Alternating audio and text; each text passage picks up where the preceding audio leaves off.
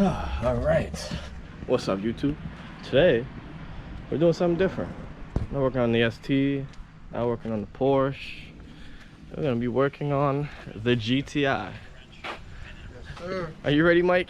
Yes, sir. Got a little son in this box to install. Yep. Today we're going to be installing H&R lower springs. First reveal. Yeah, first review for the camera. You already opened this shit already. Yeah, I gotta make sure it's in there. Yeah.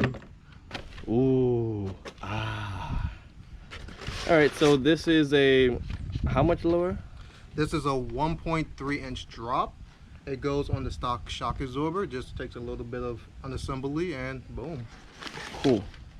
So let's give the crowd a view of how well we already jacked the car up. So let's just bring it back down. All right. So it's back on the ground now.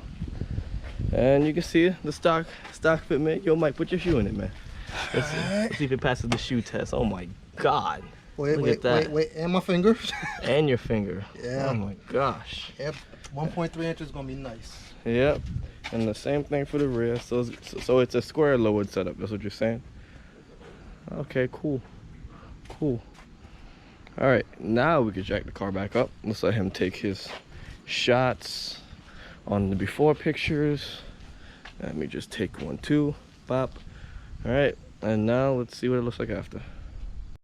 All right, so for this install we're gonna need a couple handy dandy sockets and ratchets and sockets and spring compressor tool and about 2 sizes in the triple squares.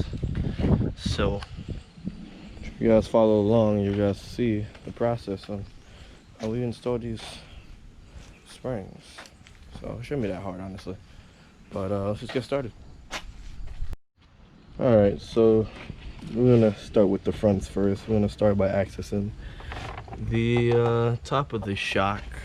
Just gonna try and unclip this and release it free. Mike's mostly gonna be doing most of the work, so I'm gonna have him take over the video. Right, Mike? Yes, sir. I'm ready. I learned somehow. All right, so this would be a good start to his mechanical career. Hobby. Nah, man, this is a career. We're all top level mechanics back here. All right. I'm ready. All right, so Mike's on the right step, pulling up YouTube and watching videos. Yeah, the next step on this process, we're going to take off the sway bar. At least we're going to disconnect this nut first. Then after we disconnect it, we're going to pull it out, and then we move on to the next step. Okay. So for this, we're going to need sway an bar 18. links. We need an 18. You sure we don't need no Allen key in the center? Because I know some of those you need an Allen key. From the video I watched, it's just an 18 in this ratchet, so cool. I'll figure it out together. Well, you gotta show credit where credit's due. We'll leave some tension so we can What is that? work a little more. Mk7 GTI VWR low and spring DIY. Okay. Credit to Deutsche Auto Parts. Deutsche Auto Parts. You know what I mean? Thank you for the how-to. Now we're going to follow it and make our own video. Yep. Cause that's how we do. All right, so we got the sway bar link off. All right. Next, we're going to be removing the shock from the knuckle, which we're gonna use an 18 and a, what size is that? This right here is a M14 triple square. This goes on the screw on the very back. Side. So 2 ratchet procedure right now. Then after that, we can start moving up top to where we will start taking the shock absorber out. Cool. Get to you when we come back. All right, so a bunch of uggas later, we got the spring. Sheesh, the whole strut assembly out of the knuckle. We actually had to, we actually didn't really need to remove these 3 bolts right here because that did nothing. What we did have to do is remove the axle to give us some more leverage. So we're gonna make sure we put that back and torque it back properly. But once you get this out of the assembly, you can now remove this clip and then remove these 3 top bolts, and then you have the entire spring assembly in your hand. WD-40 works too.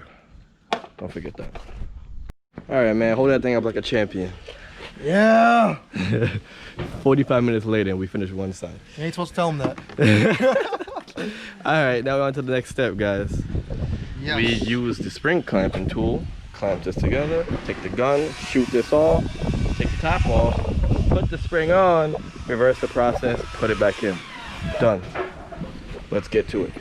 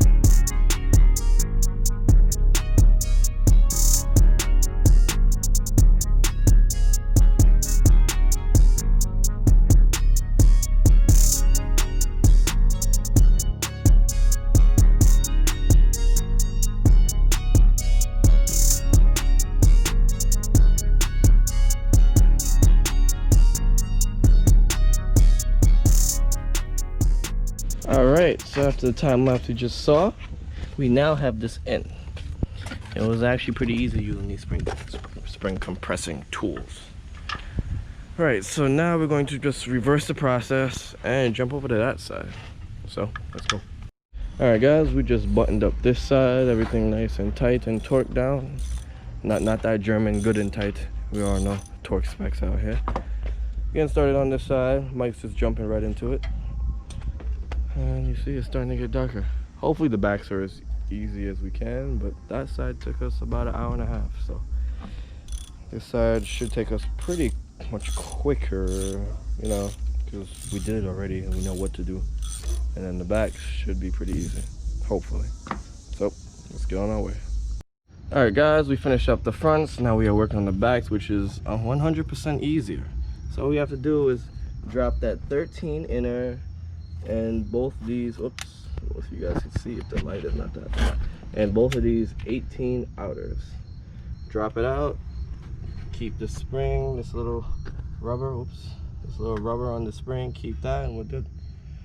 All right, let's finish this up because it's dark as shit outside. All right, got all 3 bolts out. Don't worry about this shock. Soon, we'll go cold over soon.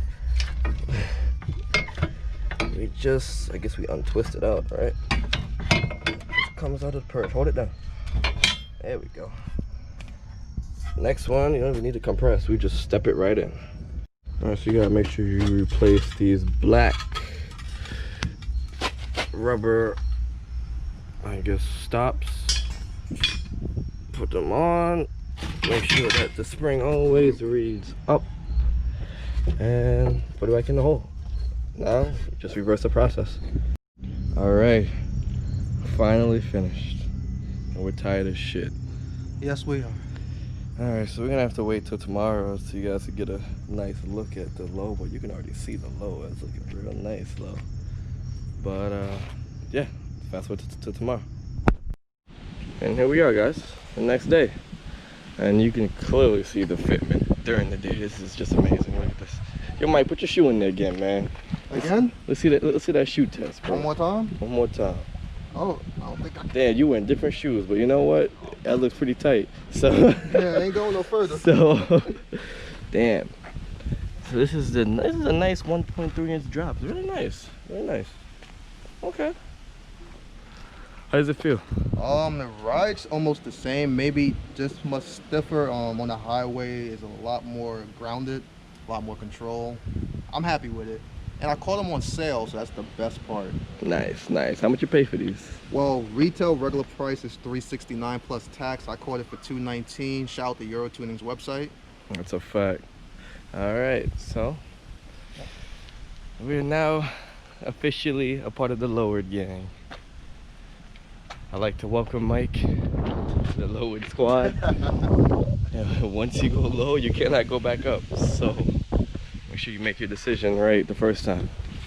So I'm gonna end it off here. Forget to comment, rate, and subscribe. Never forget. Never stop modifying. There we go.